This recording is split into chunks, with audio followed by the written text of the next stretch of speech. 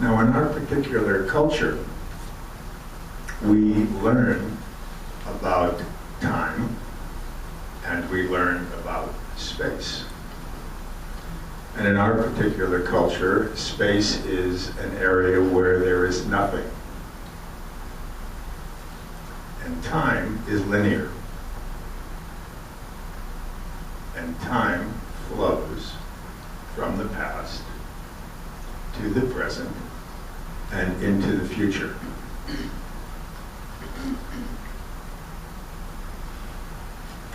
And space is the area around objects and things.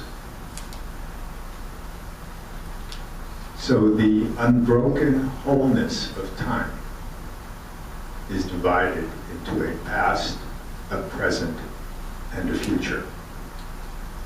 The unbroken aliveness of eternal time is divided into a past, a present, and a future.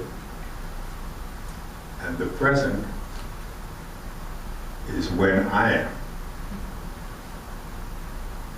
So the present becomes entirely egocentric. The present is when I am. The past is before me, or before something that I designate. And the future is up ahead, in front of me, or not yet to happen. I would suggest to you that this model of time, it is a model, because we don't really know what time is, where it comes from, where it's going, or if it even exists. But we have a model or a paradigm that says that time is linear, that it flows from the past into the present, into the future. And we believe that we are a product of our past. That everything that has already happened to us conditions us and causes us to be the way we are. And the past has created certain patterns, certain experiences that are both culture-bound and personally historic. So we're born into a culture, and then we're born into a family within that culture. And we have a number of different experiences that shape and contour how we interpret our experiences. What we experience is an interpretation. We're constantly giving meaning and significance to all of our experiences. And the meaning and the experiences that we interpret tend to be highly personal. We all live in our personal worlds with ourself comfortably seated in the center.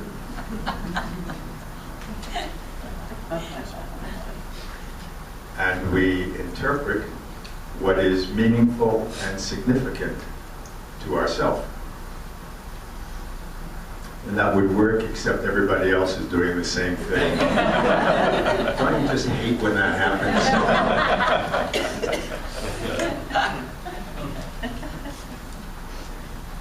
So our view of the world is an interpretation that tends to be highly egocentric. We live in highly personalized worlds in which I have an opinion or an attitude or a judgment about what's happening. And what's happening is happening to me. So there's an I that is interpreting what is happening to me.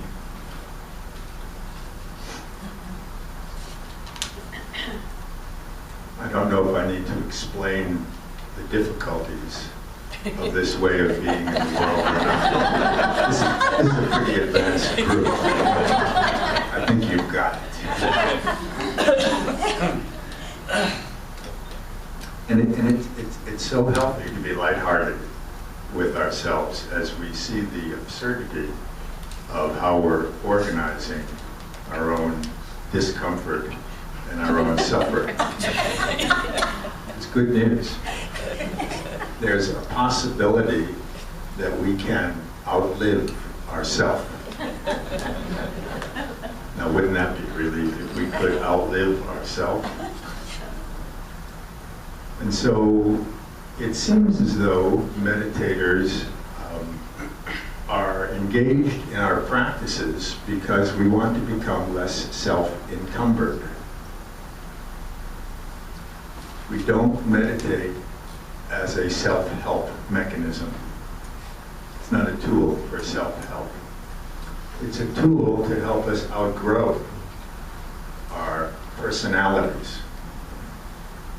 It's a tool to help us outgrow the limitations of our identity. It's a tool to help us outgrow the sense of ourself as a separate entity that is separate from all that it knows. Meditation helps us recognize the interaction between the knower, the knowing, and the known. And in that knowledge, we can gain new freedom, new degrees of freedom, new expressiveness, and we can learn to be less reactive. We suffer from our reactions, and our reactions are always a consequence of our interpretations. And our interpretations are usually egocentric. We tend to perceive what is meaningful and significant to ourselves.